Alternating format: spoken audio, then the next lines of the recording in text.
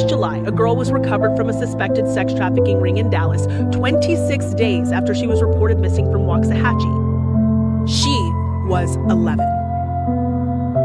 All of these girls were initially labeled runaways.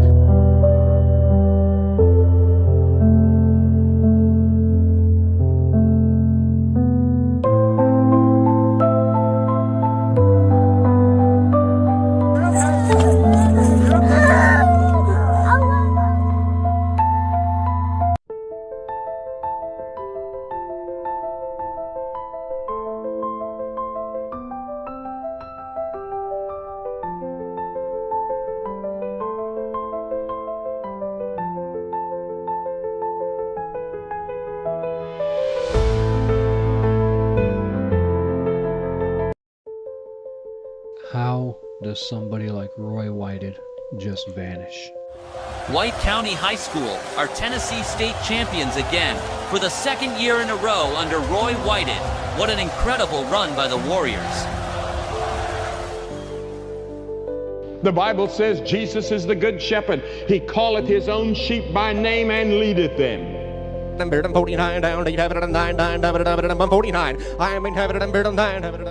he retired as a teacher, he became a real estate agent and auctioneer. Who is Roy Whited?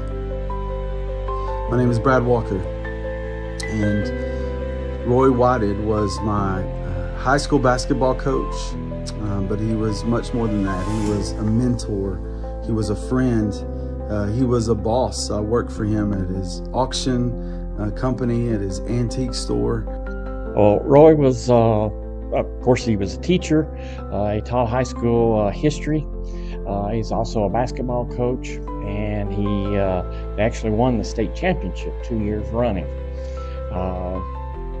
After he retired as a teacher, he became a real estate agent and auctioneer. And in the process of working as a real estate auction, he got the call to preach. And so he went back to school while he was doing all his teaching or his real estate, and became a preacher, and was a preacher for 14 years. We're holding the rope for Coach Roy Whited. We're holding the rope, Roy. We're holding the rope, Roy. We are holding the rope, Roy. You just have to hold the rope.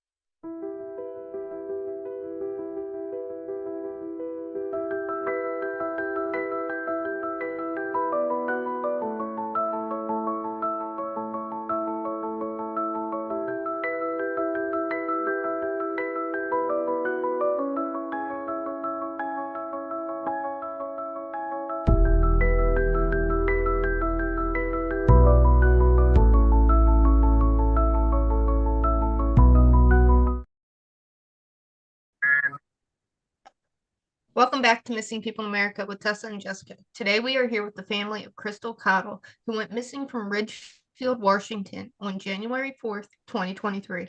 Can you tell us a little bit about Crystal? Yes. About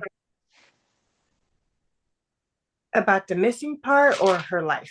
Sure. Just her in general prior to her disappearance. So my mom was born on August 17th, 1964. She's the second oldest of 6 children.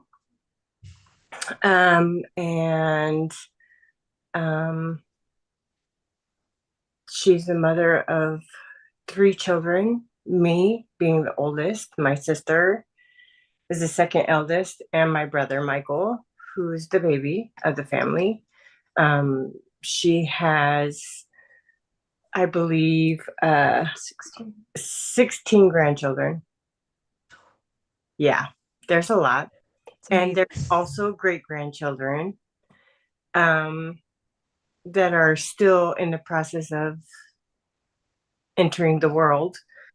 There is, she's been married twice to my father and to her previous husband. Yeah. Can you tell us about her disappearance? So on 2023, myself and my mom, we were living in Eugene, Oregon at the time.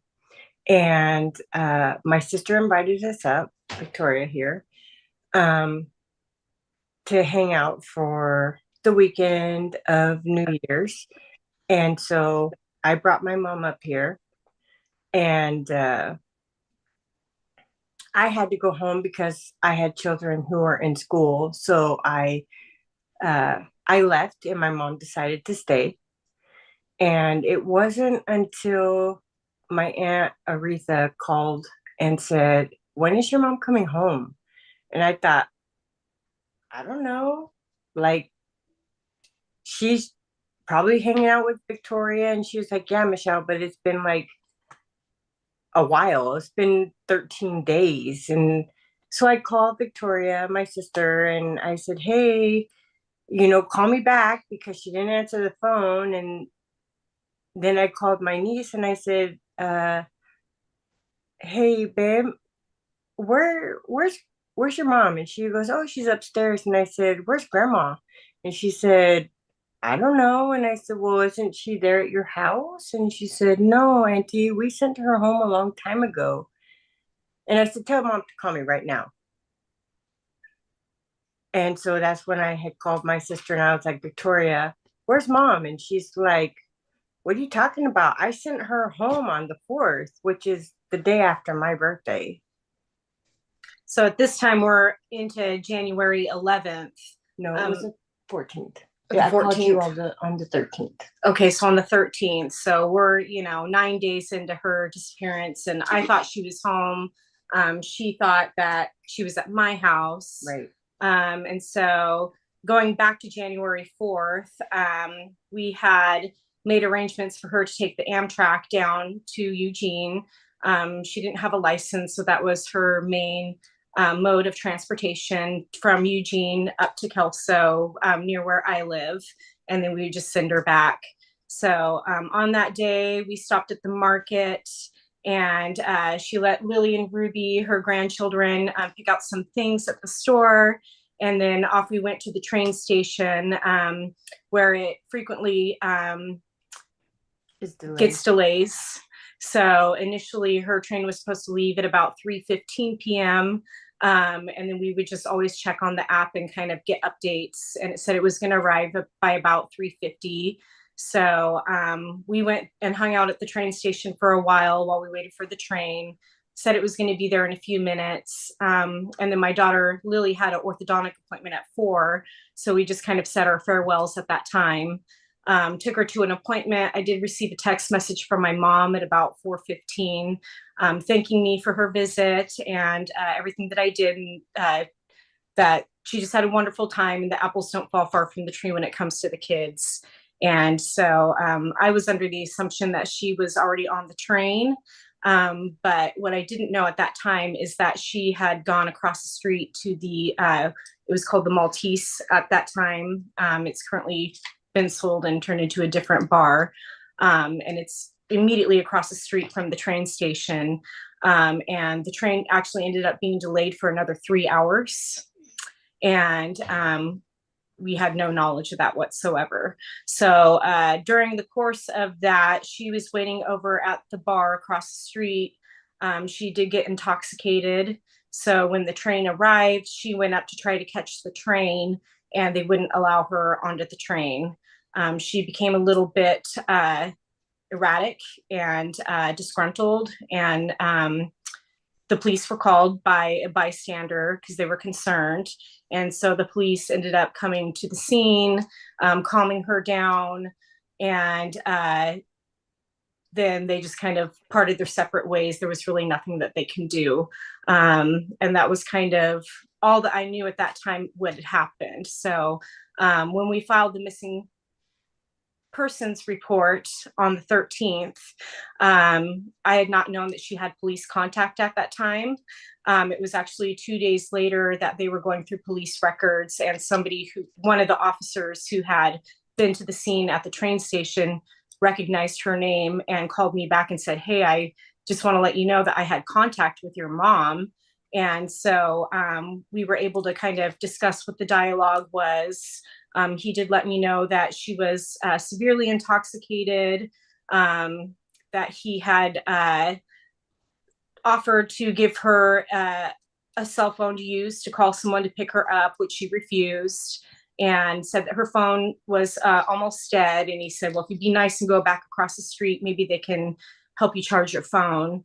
And then a few days later, we had found out that she actually had police contact 3 times that night.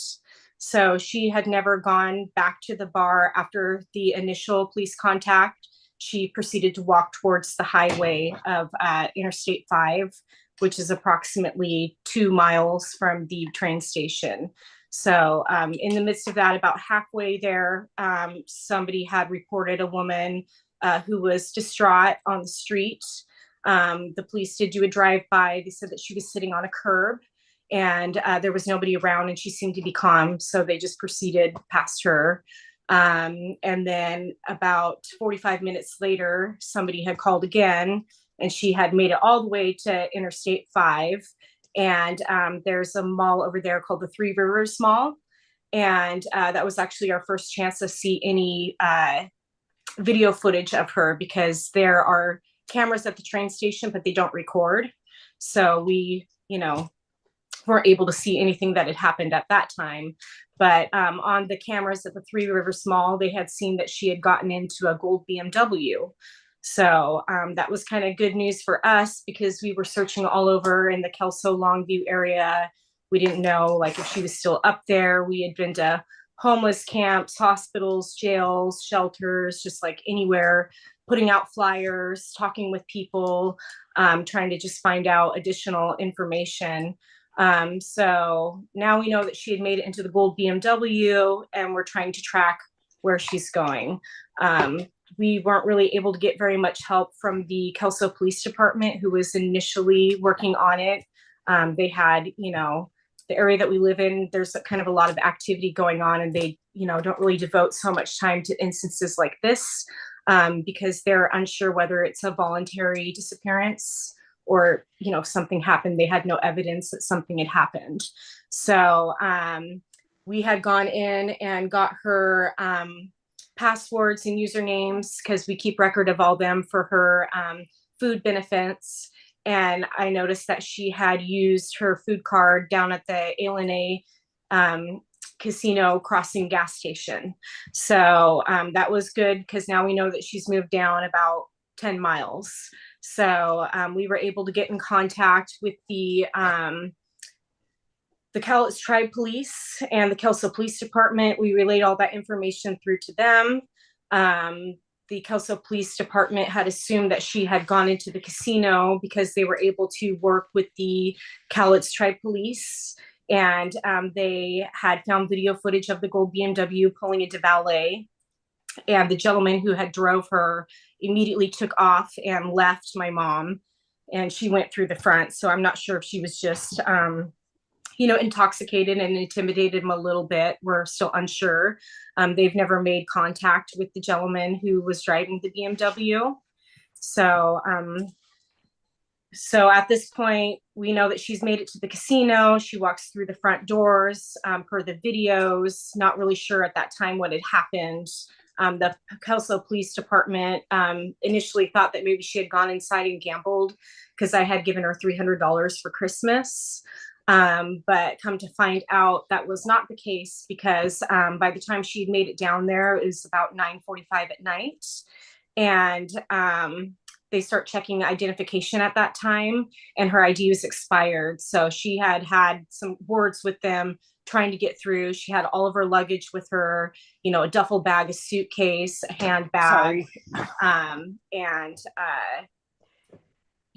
They just wouldn't let her come through with the invalid ID. So she had left the casino and walked across the street, which is about a quarter mile, to the gas station, bought a bottle of water, and left on foot from there. We see her going onto the on-ramp onto I-5 South and out of the distance. And that was the last footage that we have of her. There is a Washington State Patrol station that's about a third of a mile from that exit. She never made it to that exit on video. So somewhere in between where she got on the on-ramp, and the Washington State Patrol building, she had been picked up by someone, we're assuming. So, and that's kind of where we're at with everything. Right now, the agencies that we've worked with is the FBI, because she did disappear on tribal grounds. So we had tried to initiate some movement there. But because she had made it onto foot onto the highway, that fell into the Clark County Sheriff's Department jurisdiction. So they had to head the investigation.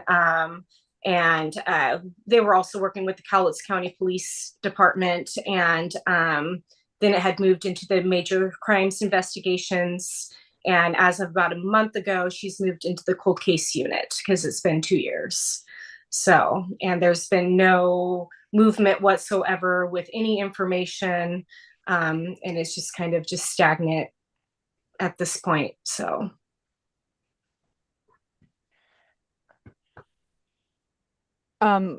So you did say that she had a phone on her. Yes. Was that ever pinged or found? It was in my name. I had gotten her a Lifeline phone and I had put it in my name. So that way, because she likes, she has a lot of problems with her phone. And so I wanted to make sure that I knew all the passwords and I knew everything. And my sister made sure she got her the case and she wasn't going to be able to break the phone or lose anything. So I put it in my name and I let the cops know that, hey, this is my phone that I gave to my mother. So that way me and my sister could keep control of what was going on. We let them know, the police know. So because of the type of phone that it was, they were not able to pull any warrants for phone records, right, or ping her last known location, which I felt was pretty, important information that early on in the case. Those two things have never been done, actually. So. Now, was that phone ever found? No. Is it currently off or dead? It's or off. Does it ring? It's off, but we heard that she had actually destroyed the phone prior to her leaving the bar because she kept throwing it. But we are not actually we're not sure if that's okay. We just know that it was dying. And I had to it was really difficult because it goes through the 2-point authentication if I wanted to get into her iCloud and kind of see the last known location. So we had to jump through a lot of hoops for that. It did take about several months to get clearance from Apple to be able to access all of that information without it sending a 2-point authentication to that exact phone. So, but there's also the other problem that Lifeline, only if you don't use your phone within 11 days, they cut off service. Like if there's no type of usage or at all, they shut down your phone. Now, you said you got into her Apple account. Was anything found on there? No. Then again, it wouldn't update without the phone being turned on. So that kind of gave us an indication that it had died back on January 4th, where she was messaging her boyfriend at the time, a lot of messages. The police did go down and speak with her boyfriend and had a technology investigator go through the phone to see if they found anything. It didn't look like there was anything suspicious in that regard with the gentleman that she was dating at the time. So, did he see her that day? Not that I'm aware of, but not that we're aware of. They had got into a conflict, and that's kind of why she was very eager to get back down to Eugene. And they were fighting the whole way, even up into her walking onto the highway. She said that she was going to be hitchhiking. He did forward me all of those text messages, and I was able to give those to the police department. Has he helped in the search for her? No. How was their relationship prior to her disappearance? Their relationship, very abusive and toxic. Yeah, they had frequent police activity at her place of residence. He was a transient, so he would a lot of times break in. Even though she was on an upper level, he would get a ladder and crawl through her window and be threatening. I had to go over there and put bars on her windows just to try to keep him out. But just that kind of a situation. Now, has he ever made a statement with the police? He did, yes. Has his story changed? Not that I'm aware of. It was very brief. I kind of felt that it wasn't very well checked into. So I had hired a private investigator to kind of help me look more into it, because prior to her disappearance, I had gone down during Thanksgiving time. That was my time to go to Eugene. And then they came up during Christmas time, and we kind of would alternate that way after the holidays had passed, and we'd have that off weekend. And the Friday after Thanksgiving, we had all woke up at my sister's house, and my mom had poured herself a cocktail right away and proceeded to tell us this outlandish story, I thought at the time. So did I. So I was like, ignore. We were just trying to have a peaceful Thanksgiving morning, and she was just going hard on about a situation that she had made us aware of, and that she believed that her boyfriend at the time was in some trafficking of women. And she let us know that she was fearful to tell the police about it, and that if anything did happen to her, that we were to go back there to her home, and she had a notebook that was hidden, and that we needed to find it, and it had some names that were noted in there. So when she disappeared, we did go down and we searched the house, and we were able to find the notebook that had the list of names, and we did turn that into the police, but they didn't feel that was relevant, or that they, I guess, really could do anything with that without some type of further evidence. So that was a big concern for me, because I thought that that was kind of a coincidence that, within a month's time, she had disappeared after she let me know that she was fearful to divulge this information to the police. So. And the fact that the notebook was actually where she said that it was. Yes, and it was hidden. We actually pulled some drawers out of her desk, and it was behind the drawers of her desk. So it was very well hidden. Yeah, no, that's definitely strange. Yeah. Yeah. How long were her and the boyfriend together before her disappearance? They were together probably, I would say, about a year. maybe a little more, a little less. It was still fairly new, but they kind of ran in the same circles, and it was a rough crowd. A lot of the people who they would run in crowds with, were homeless, and she had taken a condemned duplex and refurbished it and made it livable, and then moved people into those units as kind of like an income basis for her. So Now, was her boyfriend living with her at the time? No. Was she living with anyone? My Aunt Retha. Well, And my she never came had back a to the house? unit below her, but she lived upstairs. She had a roommate that was staying up there at the time. Okay. Has the roommate ever been questioned? Briefly, primarily by a private investigator. So has that story ever changed? Not that I'm aware of. She ended up leaving. Like I said, a lot of the people that lived there were homeless, so they ended up raiding my mom's place and taking a lot of her belongings and kind of. But my mom dispersing. said that she knew her since she was like, they went to school together. Like, she's known her for years. Like, she grew when they were teenagers.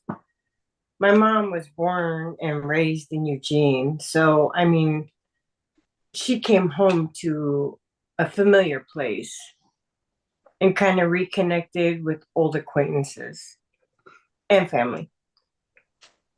Not including me and her grandchildren were all there, my 4 kids. But something that the roommate did bring up to us is that my mom's ex, after all this investigation was ongoing, he kept coming to the house.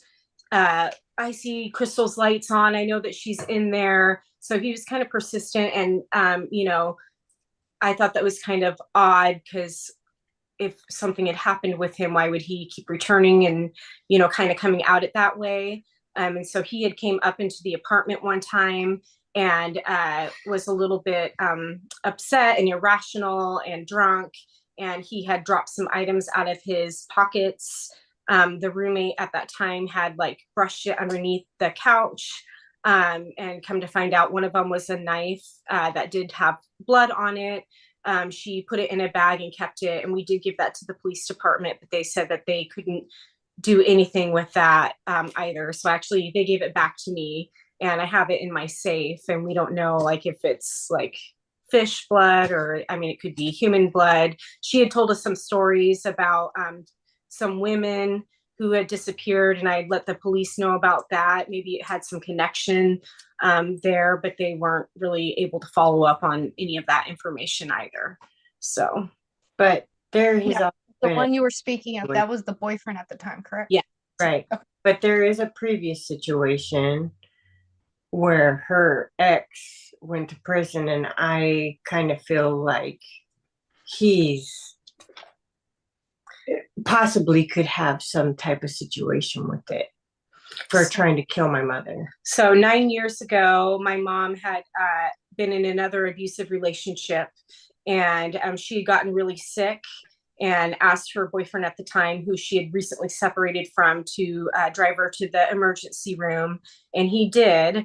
And he waited for her in the parking lot. And then when she came out, he proceeded to, just have a altercation with her about her whereabouts, even though she was extremely sick.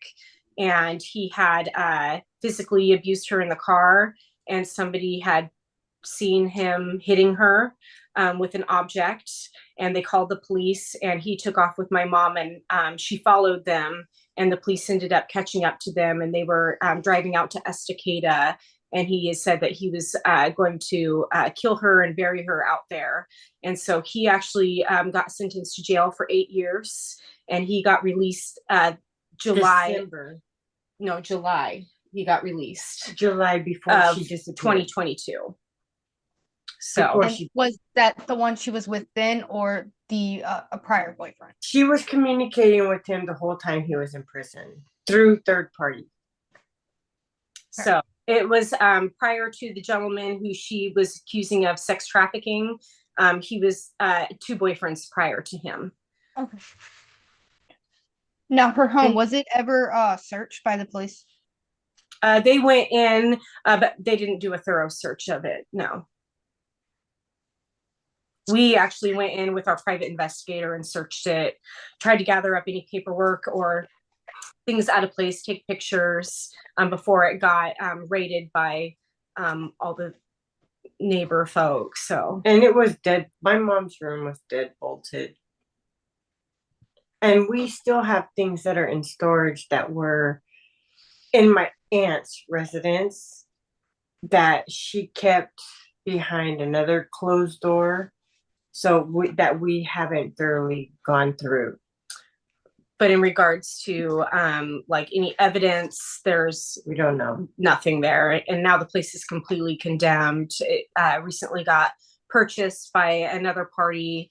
And so it's just gone. Everything's gone there. So circling back to the objects that he dropped in the house that day that the roommate was able to get a hold of, and the knife. What did police give you a reason that they couldn't do anything or any testing with that knife? Yes, they said that they can't test it because they didn't really have any evidence of her disappearance. So since there was no body, they really, it just kind of wasn't really what they were looking for at that time. Now, you said she had personal belongings with her that day. Were they ever found? No. And she had a rolling duffel bag, a shoulder duffel bag, a large tote bag size purse, and a big fur jacket too. So she's carrying a lot of belongings with her. And she had all of her belongings when she left the casino on foot as well. So was the gentleman in the BMW ever identified? No. Would she typically get rides from people she didn't know? No. Yes. And she had always told us not to go out hitchhiking. That was a really big deal for her. She was very, she stuck out like a sore thumb. She had long blonde hair, very beautiful. She attracted a lot of people. She was probably hitched rides here and there around town, but like hitchhiking on the highway for her was a big no. So I was honestly surprised that she would even do something like that. And not even call my sister or my brother because she was in trouble. And I think she just wanted to go back to Eugene so bad that she did not want to reach out to my sister or my brother at the time, nor I, because I'm really the one that has the vehicle in Eugene. And she probably, even knowing that I would be mad, that she would call me to be like, hey, I'm here, kind of thing. Can you pick me up from the train station type of thing? And can you take me home? And knowing that I would, she didn't even do that. Or, hey, I'm stuck. Can you come and help me because I'm stuck? Right. Now, her debit cards or credit cards or her social security number, has that ever been used again? No. She had no debit card or credit card, but she did have, I had loaded Apple Cash onto her phone because the train, when she writes down on the Amtrak, it's cashless. So she had that. She had $300 cash, and then she had her food card, which was last used at the Cowlitz Crossing gas station. Okay. I know you mentioned that she was really sick before, but has she been diagnosed with any illnesses that she takes medication for, anything like that?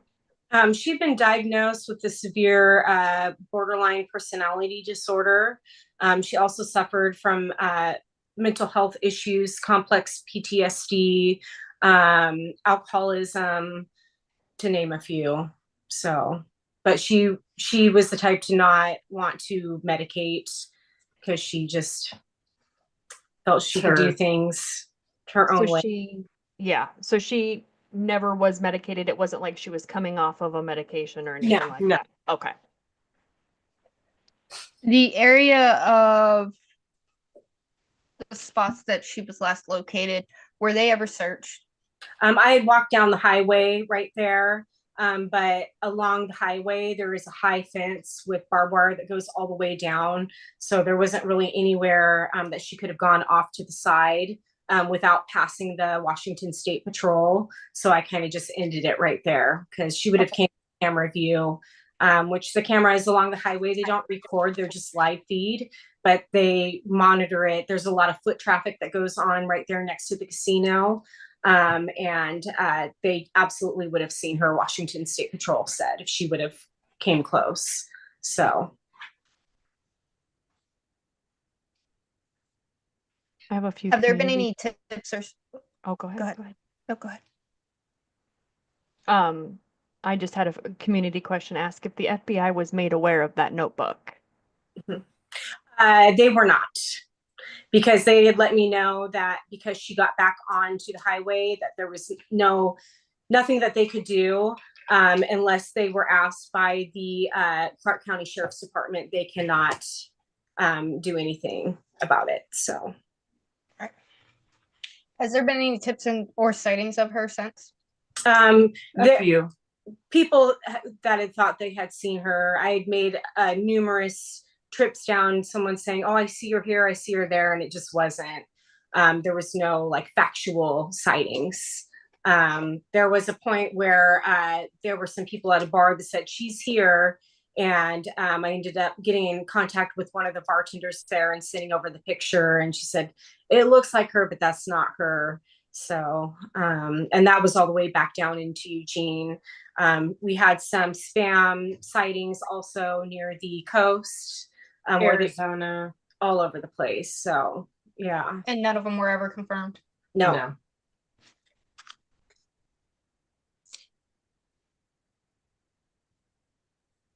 Her sister is passing right now, and she wants to believe that the person in Arizona is being truthful and saying that that missing lady is my mom, but there's no evidence whatsoever. So has she ever gone missing or MIA for any amount of time at all before? Never. She had been in no contact a few times, but she was at her residence in one of her toxic episodes with her boyfriends, and I had sent police over to do a wellness check, and she was there. But that just happened a few times. It wasn't anything to this degree. This long. Never ever. It would be like a couple days. We were all very close with my mom, in a lot of contact with her. There had just been that moment of no contact after she disappeared because she had been here for about a week, and we're kind of just like, send her back home, and kind of get back into the groove of things, get the kids back to school and everything. And I just didn't even give a second thought to it. She was up here frequently, several times out of the year. Very close with Ruby, right here, sitting to the side of us, and then very close with my second eldest daughter. And no communication with either one of them since the disappearance. And I got a text message the morning of her disappearance. And it was just the happy birthday, I love you, I remember the day you were born type of message, because she text messaged me the day after my birthday that morning. So she always made a point to always be there every event. It didn't matter if she had to go on foot from Eugene up to Kalama, where I was residing at the time. She was going to be there, whatever it took. So, just for all these times to pass, grandchildren being born, and it just great grandchildren. Yeah, it's just is completely out of character, completely. So she would never miss anything. No, my eldest daughter is born on her birthday.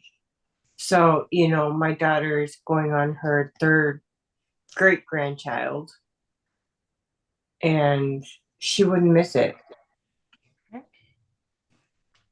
I'm out of questions. Jessica, do you have any more?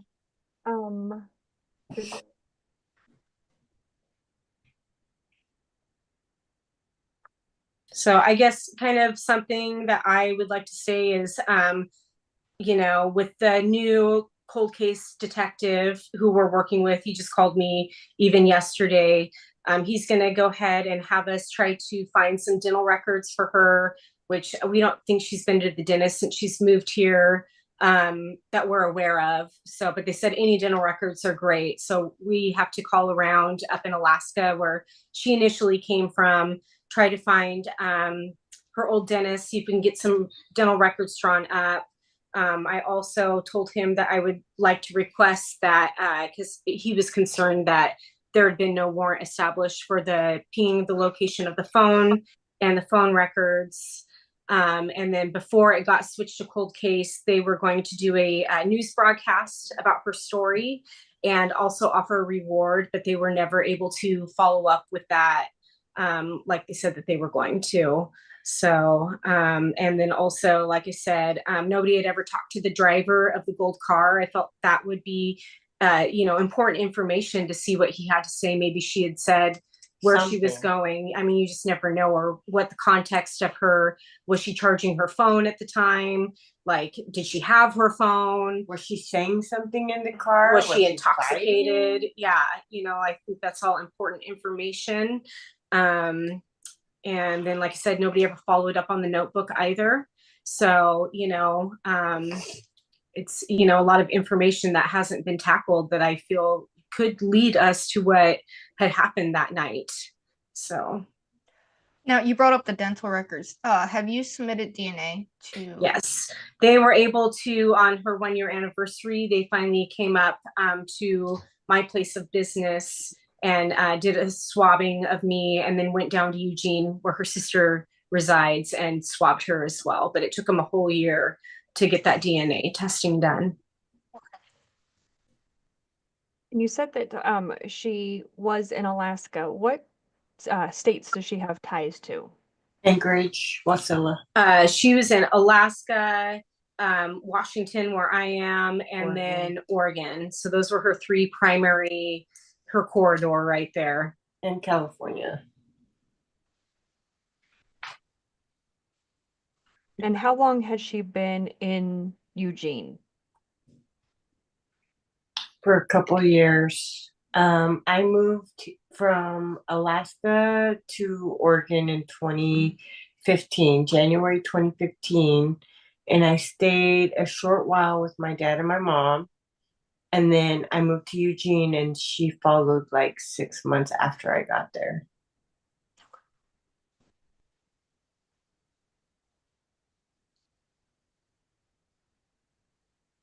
I think that is all the community questions. You are still working with a PI, or are you working with the cold case detective strictly? Strictly with the cold case detective. They were not really giving each other information, and the police had asked me to have the private investigator back off a little bit because he didn't want him to jeopardize their investigation. But then in the same instance, all the information that they had found was information that I had given to them. They didn't even know that, police had been called on her 3 times that night until I dug in further to find that kind of stuff out. So it was pretty frustrating, to say the least. So at that point, I'm just like wanting to take it into our own hands as family and do our own footwork. But really, it's just been dead end after dead end. There's only so much we can do. And then it comes down to, just legal stuff. So. Yeah, absolutely. Victoria was way closer to my mom than any 3 of us. I was there in the same state as my mom, in the same city, but she was very close to my sister and my second eldest daughter and Ruby. So, I mean, I don't feel like she would just disappear for no reason without talking to one of those 3 people. All right. You deserve answers, that is for sure. Do you have a page set up for her, for anybody to keep up with the case or anything like that? We do. We made a Facebook page called Find Crystal Cottle. So you can probably search it online and it should pull up the page. And we just kind of, people put memories up there. We kind of stated in there what initially happened, when they want to know if, anything's been updated, but it's been, really hard for us. We haven't really maintained it very well. It's a very fragile, delicate topic for us. So. And I am, we're all Christian based, but I really wanted to try to contact like maybe a crime psychic, and then everybody kind of just warned me against it. That it's just, but I know there are real people out there, but it's kind of hard to figure out which one's real, which ones are not. And I kind of wanted to do it just to try to find some answers. Yeah. But you don't know if they're real or not. Yeah, absolutely. So it's just really hard on everybody. My brother shuts down. It's really hard for my sister. It's hard for me too, but I'm more the stronger sister when it comes to this kind of stuff. But yeah, so we're just gonna try to get these loose ends tied up for the cold case detective. Hopefully, he'll be able to devote a little bit more time, because like I said, there's just so much that the sheriff's department can do when they have all these active things going on. It kind of gets buried. But now that it's in cold case status, maybe they'll be able to, give that time that's needed to really tie up all these loose ends and help get some answers and closure. So it would be nice to at least, if she is not with us anymore, to at least put her to rest. Absolutely. Yeah. And if you could speak to the community and ask them, what would you need support from the community? Answers. Call. Anything that was said, anything that was told to anyone who feels unsafe to say anything, to just please come forward, anonymously or whatever, at least to give her family peace. If anybody has any information on Crystal Cottle or the gentleman driving the gold BMW, if you could, please report that so that this family can have some answers, some peace, and comfort in where she is. Or if somebody had seen her walking onto I-5 from the casino, heading south, if they seen her get picked up by somebody, she sticks out like a sore thumb, especially with all that luggage. We sat down there at about 9:45 at night a couple weeks after, and just counting the cars that were going by, there were hundreds of cars, so I feel like somebody would have seen something. It would be odd to see a woman walking down the road like that with her thumb out or trying to wave somebody down, or even if they saw her get into a vehicle or maybe tripped and fell, or maybe whatever. There has to be one person that saw something. And I know from the casino to the rest area is not that far. She could have made it to the rest area. Who knows? We don't know. But somebody knows where she is. Somebody picked her up. And, I'm assuming that whoever picked her up knows where she is at this time. So, or maybe they could have taken her down to Salem, or, that's another, 2 hours to Eugene. Maybe she got dropped off and somebody saw her along the way. So, anywhere. Anywhere. Speak up, say something anonymously, call it in. Anything whatsoever. We would just really appreciate it and thank you from the bottom of our heart. we just want to find our family member, our mom, our grandma, our aunt, our everything. Thank you, ladies, so Thank very you. much Thank you. for being her voice while she doesn't have a voice right now, standing up for her, and speaking with us today. We really Yeah, appreciate we you. appreciate you as well. Yeah, thank you for having us on. We really putting us appreciate it. Absolutely.